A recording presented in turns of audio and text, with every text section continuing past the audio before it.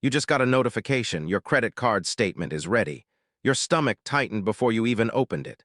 That small flinch, that little jolt of dread, you've felt it 100 times. And you've been told it means something is wrong with you. It doesn't. It means you were taught to fear debt instead of understand it. Here's the strange part. The wealthiest people on earth are not debt-free. Many of them are the opposite. They are leveraged deliberately, constantly, and on purpose. They borrow more in a single year than most people will earn in a lifetime, and they sleep just fine. So why does the same word, debt, produce panic in your chest and confidence in theirs? Because you were taught debt is one thing, a single, flat, dangerous object. But debt is not one thing, it's a tool. And like any tool, it can build a house or it can put a hole through the wall, depending entirely on who is holding it and why. Let's start with the version of debt you know. You needed something you couldn't afford yet, so you borrowed against your future income to have it now. A new phone, a weekend you couldn't really justify, a car that ate half your paycheck before you even saw it. This is consumption debt. It buys something that loses value the moment you own it. It gives you a thing today and takes money from a version of you that hasn't even shown up yet. Now here's the version the wealthy use. They borrow not to consume, but to acquire something that produces more than the debt costs. A building that generates rent, a company that generates revenue, shares in a business that grows faster than the interest rate on the loan used to buy them. This is productive debt. It doesn't take from your future, it builds it. Same word, opposite direction. Think about Alex for a second, checking a bank statement, tension in the jaw, dread in the eyes. That's consumption debt talking. Now picture a different scene entirely. A landlord takes out a mortgage on an apartment building. The tenant's rent doesn't just cover the mortgage payment. It covers it and leaves money left over. The debt is working. It is quietly making money while the landlord sleeps.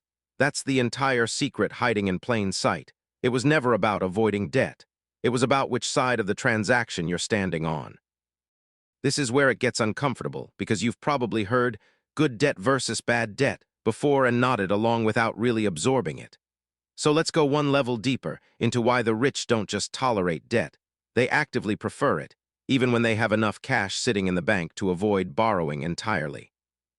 It comes down to something economists call the cost of capital. Every dollar you have sitting still is a dollar not being put to work. If you can borrow money at a lower rate than the return you expect from putting that money into an asset, the math says, borrow. Don't touch your own cash.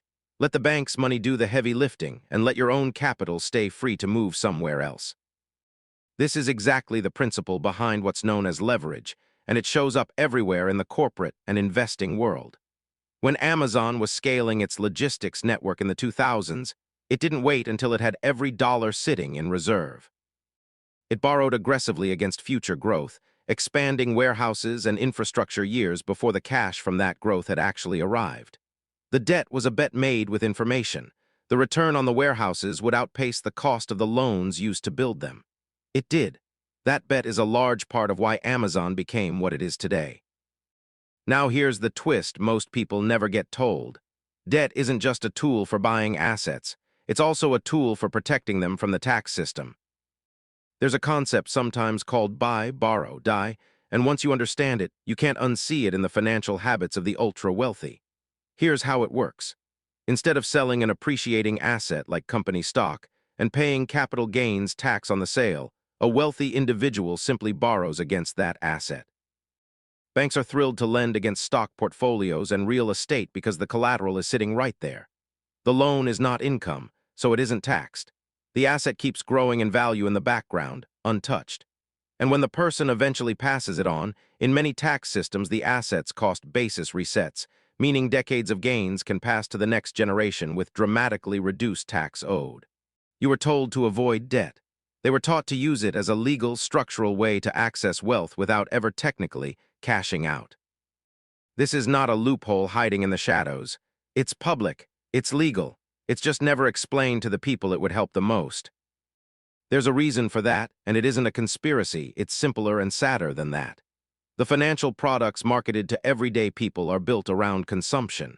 Credit cards, retail financing, buy now pay later apps that turn a $60 purchase into 4 easy payments.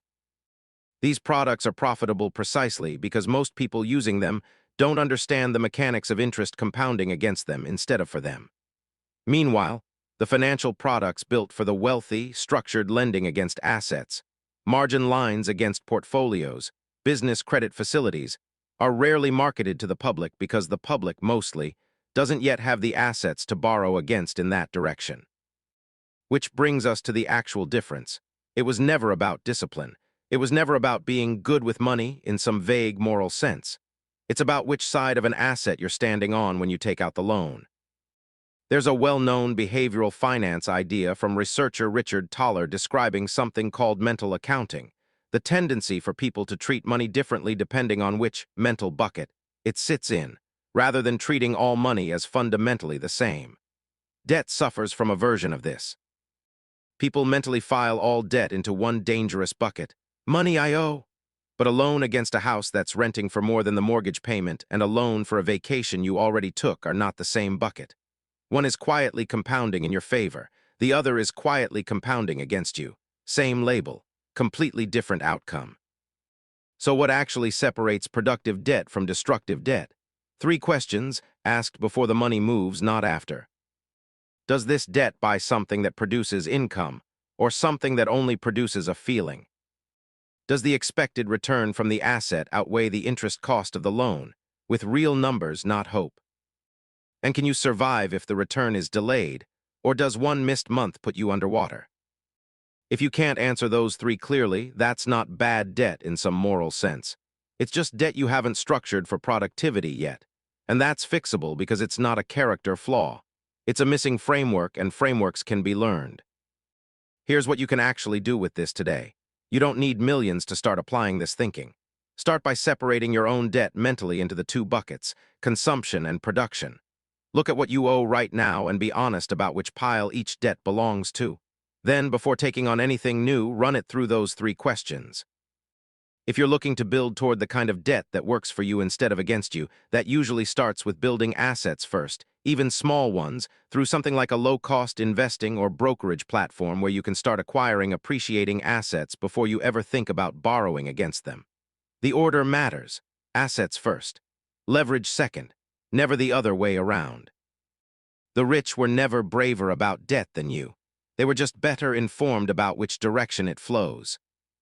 You checked your statement this morning and your stomach tightened. Next time you check it, the number might not have changed, but you have. Because now you know that debt was never the enemy, not understanding it was.